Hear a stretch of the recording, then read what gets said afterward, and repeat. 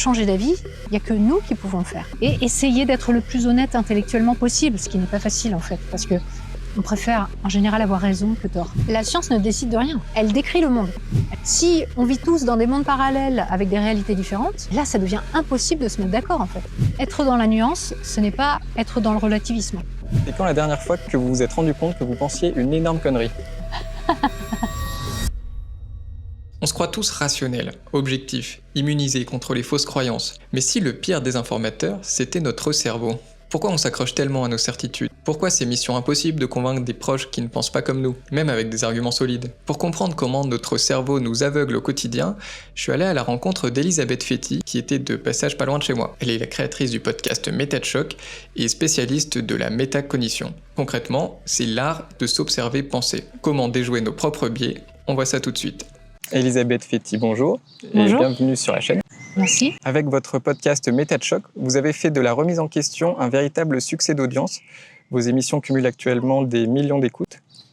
Vous abordez notamment des sujets qui fâchent ou qui polarisent, le militantisme, la transidentité, les dérives du développement personnel, les dérives sectaires, dernièrement les croyances dans le sport. Mais avec une méthode particulière, vous ne jugez pas frontalement, vous décortiquez la mécanique. Vous nous invitez à observer pourquoi on pense ce qu'on pense. Merci d'être là pour nous aider à douter un peu plus. Mais je vous en prie.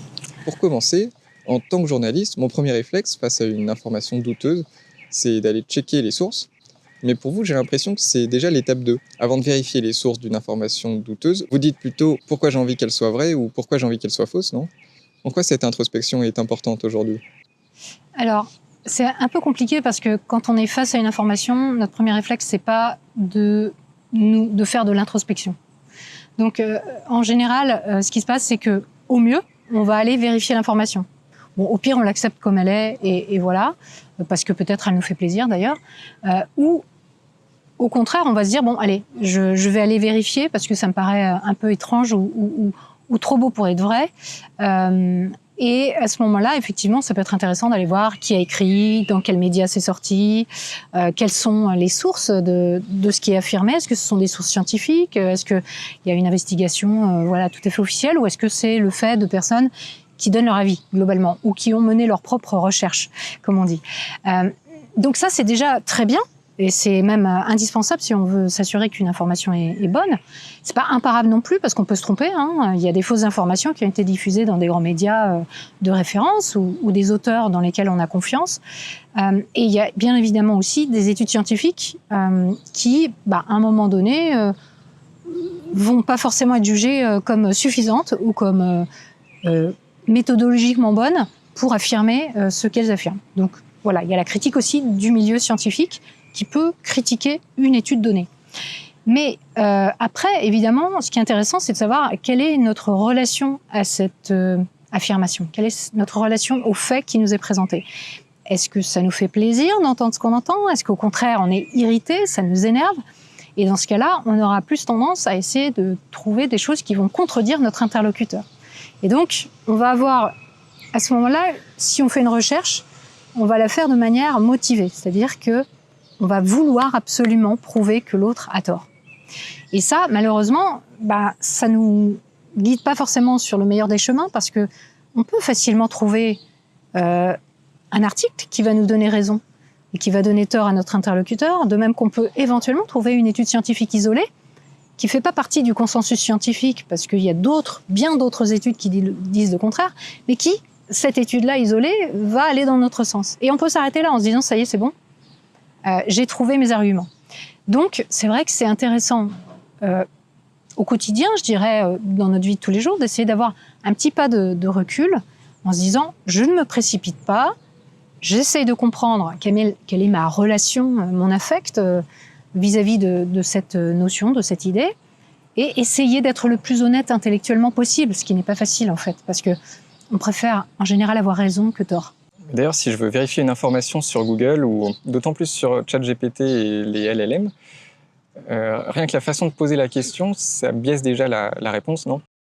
Oui, la manière dont on pose des questions au LLM induit un certain type de réponse parce qu'ils sont programmés pour nous faire plaisir. Ils sont programmés pour nous faire rester sur la plateforme.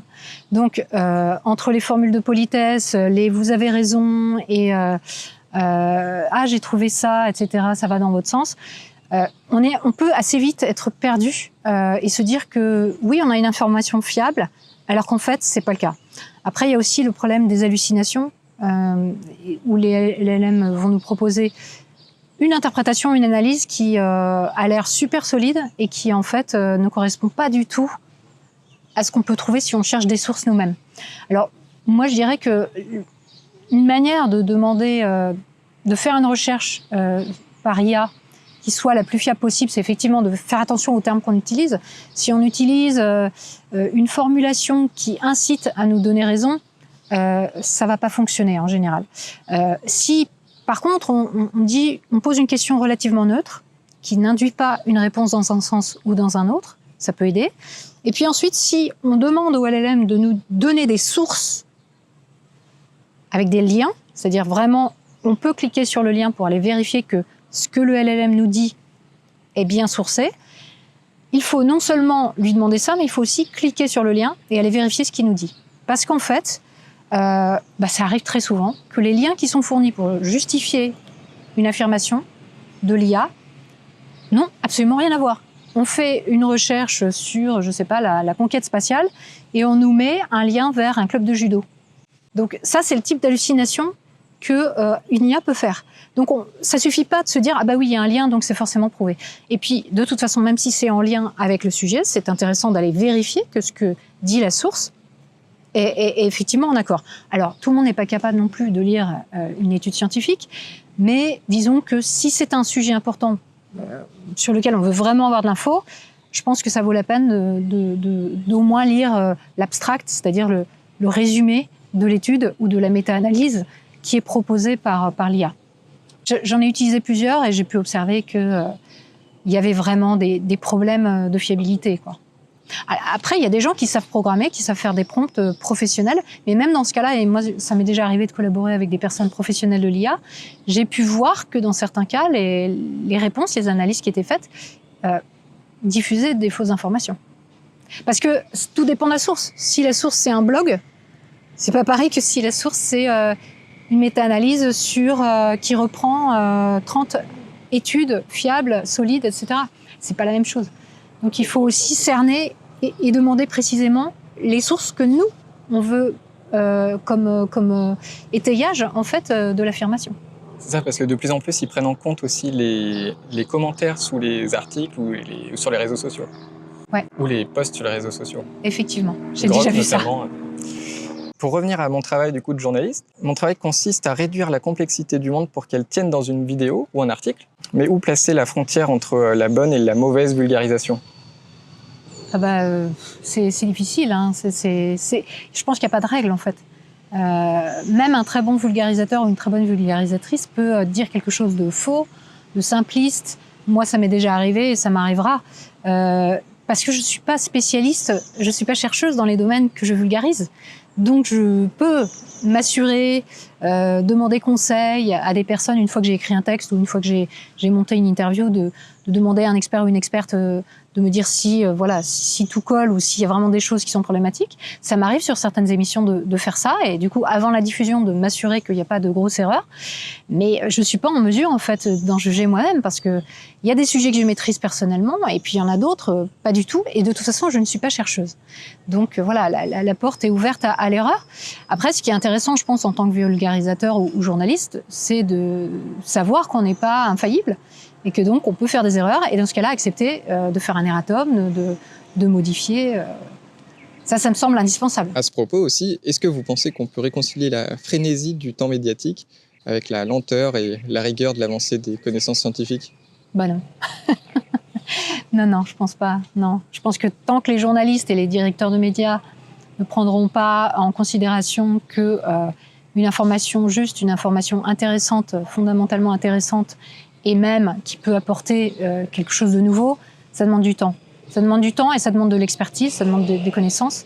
Et quand on demande à des journalistes de tout savoir faire et de passer d'un sujet d'écologie à un sujet de politique au Moyen-Orient, on ne peut pas s'attendre à des miracles. Hein. On peut s'attendre à beaucoup de fausses informations, justement. Sur YouTube, il y a des vulgarisateurs scientifiques qui font un super travail, je trouve, pour démonter nos croyances sur le des pseudo-médecines ou même sur les attentats du 11 septembre, par exemple. Mais j'ai l'impression que leurs méthodes peuvent un peu braquer les gens qui y croient. Enfin, si j'ai un proche convaincu par une fake news, est-ce que lui balancer le rapport du GIEC dans la figure, ça va servir à quelque chose? Enfin bref, quelle attitude vous pensez qu'on peut adopter à un repas de famille? Le rapport du GIEC, sans doute pas, hein, parce que qui l'a lu et qui a envie de le lire? C'est pas évident. Mais je pense que le problème, c'est la question du debunk. Est-ce que débunker, ça intéresse des personnes qui croient à quelque chose, ou est-ce que ça n'intéresse que les personnes qui n'y croient pas? Ça, c'est une vraie question à se poser. C'est-à-dire que, ok, c'est une information, et elle a le mérite d'exister. Hein, c'est intéressant d'aller dire, voilà, on a des connaissances aujourd'hui sur tel sujet, et ce que l'on croyait ou ce que certaines personnes disent est faux.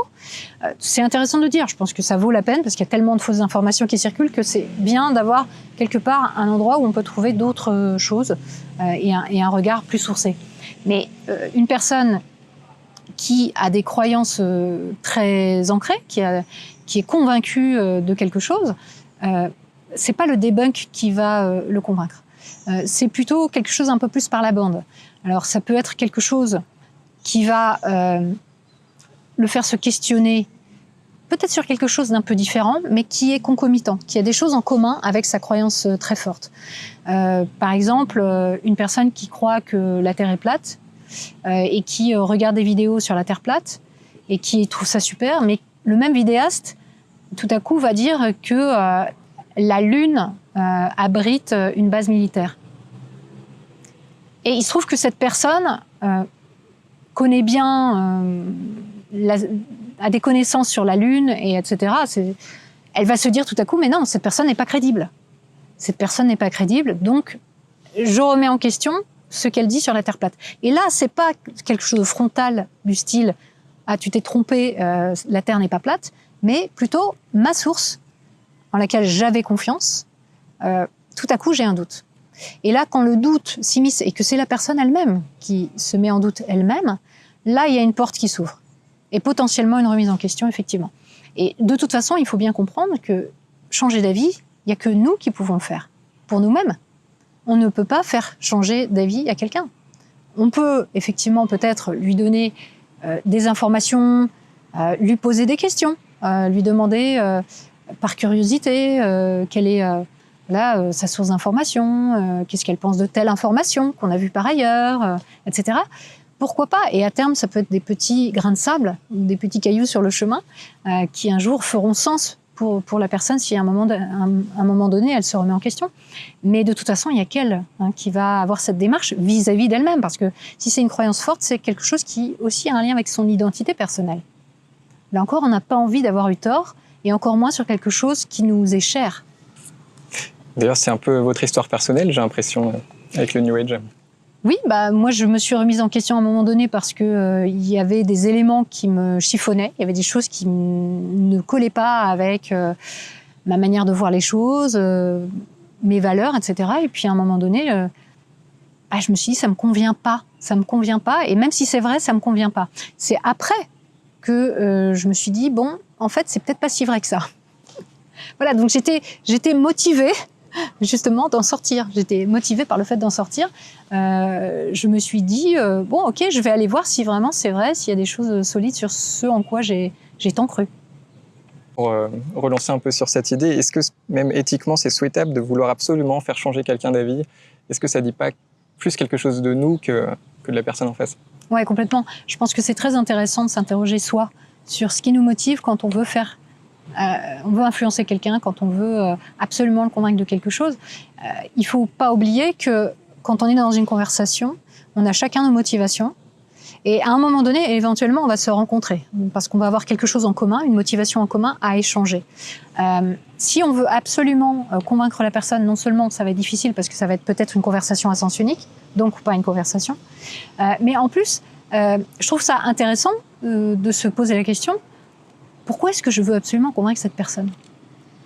Et quel est l'enjeu pour moi-même, par rapport à l'image que j'ai de moi-même, par rapport à l'image que j'ai de notre relation, j'aimerais qu'elle soit comme ci ou comme ça, et par rapport à l'image que j'ai de cette personne. Et ça, je pense que c'est des questions fondamentales qu'il faut se poser quand on est en désaccord avec quelqu'un et qu'on veut absolument le convaincre, que ce soit une personne de sa famille, que ce soit un ami proche, que ce soit ses enfants ou ses parents. Il y a un enjeu qui à chaque fois est différent. Il y a évidemment un historique de relation avec la personne, ou que ce soit avec une personne inconnue. Qu'est-ce qu'on gagne à vouloir insister absolument sur le fait que non, on n'est pas d'accord et que d'ailleurs on a plein de super arguments à proposer. Voilà, je pense qu'il faut aussi voir que d'abord c'est pas forcément productif et deuxièmement c'est intéressant de se poser la question de savoir pourquoi on veut absolument faire ça. Autre contexte, dans l'une de vos émissions, vous avez analysé comment les militants tordaient parfois les chiffres, parfois pour créer des électrochocs dans l'opinion. Alors est-ce que vous pensez quand même qu'on peut être un militant efficace sans sacrifier son honnêteté intellectuelle ? En fait, je pense que c'est une question importante parce que quand on est militant pour une cause qui nous est chère, on veut se donner les moyens de convaincre, on veut se donner les moyens d'avoir un poids, un impact pour changer les lois, pour créer des cadres favorables, à la cause que l'on plaide. Et on peut être tenté de se dire, tout est bon à prendre, tous les arguments sont bons à prendre, mais ça peut être contre-productif d'utiliser des chiffres, par exemple, qui soient faux, parce que on tord la réalité.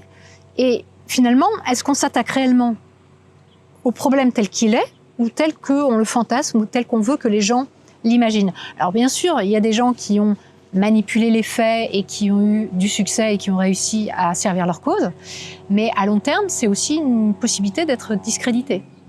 Et à l'inverse, j'ai l'impression qu'il y a aussi un risque à exiger de la science qu'elle tranche nos débats moraux ou sociétaux.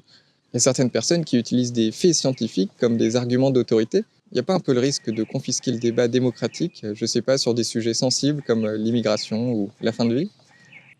Alors, la science ne décide de rien. La science, elle produit des connaissances. Elle décrit le monde. Elle décrit le monde, elle dit l'herbe pousse grâce à l'eau qui est dans la terre.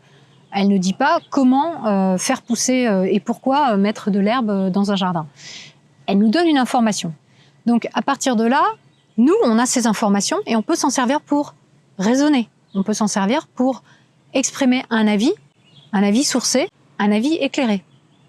Ce n'est pas confisquer la démocratie, le débat démocratique, que de se servir des données de la science pour exprimer son avis, parce que chacun a un avis, ça c'est certain, il n'y a pas de vérité absolue, mais chacun a un avis, et à partir de là, je pense que c'est important, lorsqu'on veut plaider sa cause, quand on veut transmettre son opinion, de le faire sur la base de choses vraies, de choses en tout cas, si on a de la matière, si on a des éléments prouvés, de les mettre justement à disposition de tout le monde pour que chacun ensuite puisse dire « Ok, l'herbe a besoin d'eau, maintenant est-ce que j'irrigue toute la journée, même en plein soleil, ou est-ce que je vais faire ça le matin uniquement au moment où il y aura moins d'évaporation, ou plutôt la nuit, parce que il y a moins de problèmes pour faire arriver l'eau sur le terrain, etc., etc. » Après, il y a tout un tas de débats qui vont avoir lieu, mais au départ, on a une information, et c'est important, et ça c'est très important pour le débat démocratique, que tout le monde ait la même information. Si on vit tous dans des mondes parallèles avec des réalités différentes, là ça devient impossible de se mettre d'accord en fait, et de débattre. Pour terminer, à force de déconstruire nos mécanismes mentaux, de rechercher la nuance, de traquer nos biais, est-ce qu'aussi il n'y a pas un risque de paralysie ? Où est-ce qu'on trace la ligne entre le doute bénéfique et le cynisme, ou du moins le relativisme, qui peut nous paralyser ? Être dans la nuance, ce n'est pas être dans le relativisme. Être dans la nuance, c'est voir comment la réalité dans sa complexité, en fait, nous donne des informations qui peuvent peut-être nous paraître contradictoires au départ, mais qui, en fait, font partie de notre réalité et qu'on doit prendre en compte et éventuellement essayer de comprendre et essayer de comprendre pourquoi il y a ce paradoxe apparent. Parce que la réalité, c'est ce avec quoi on doit vivre. Et c'est ce à quoi on est confronté au jour le jour. Donc la nuance, c'est justement accepter cette complexité. Ça ne veut pas dire du tout qu'on est relativiste. Ça ne veut pas dire du tout que tout se vaut, il faut être dans la nuance, il y a des choses bien, puis il y a des choses moins bien. Non, quelquefois aussi, on sait qu'il y a une chose, elle est fausse. Et il faut l'accepter et il faut le voir. Et d'autres fois, on ne sait pas trop en fait. On ne sait pas trop soi personnellement, mais peut-être même qu'on ne sait pas trop dans l'absolu. Donc il faut l'accepter et il faut le dire. et ça doit faire partie de notre raisonnement. Et ça, c'est très, très différent du relativisme qui consiste à dire « Ah ben non, mais en fait, tout se vaut. Tout se vaut, tout le monde a raison ou tout le monde a tort. » Bon, il n'y a pas de vérité ultime, et donc ne nous positionnons surtout pas et n'entrons pas en conflit aussi avec une affirmation qui, pourtant, à mon sens, devrait être corrigée si elle est fausse. Une dernière question, plus personnelle. Elisabeth, c'est quand la dernière fois que vous vous êtes rendu compte que vous pensiez une énorme connerie? Alors, une énorme connerie, je ne sais pas. Il n'y a rien qui me vient comme ça, mais bon, je ne me suis pas retrouvée complètement hallucinée de découvrir quelque chose d'important. Enfin, si, en fait. J'ai réalisé récemment que j'avais du mal, dans ma relation de couple, à exprimer mes émotions. Alors, ça m'a complètement fait halluciner parce que je suis dans un métier et je transmets, en fait, la métacognition, donc la réflexion sur nos propres pensées, y compris les émotions. Je fais beaucoup d'auto-analyse, je suis beaucoup dans l'observation de moi-même, etc., etc. Et tout à coup, je me suis rendu compte que, en fait, je n'exprimais que très peu ce que je ressentais. Je le gardais pour moi, voilà. Et j'ai compris que c'était pas du tout une bonne chose. J'ai compris que c'était dans une relation, en fait, que ce soit une relation de couple ou une relation aussi, amicale, etc. On a besoin de savoir ce que l'autre ressent, etc. Et donc, je suis en train de m'éduquer moi-même à exprimer plus mes émotions. Merci beaucoup. Merci.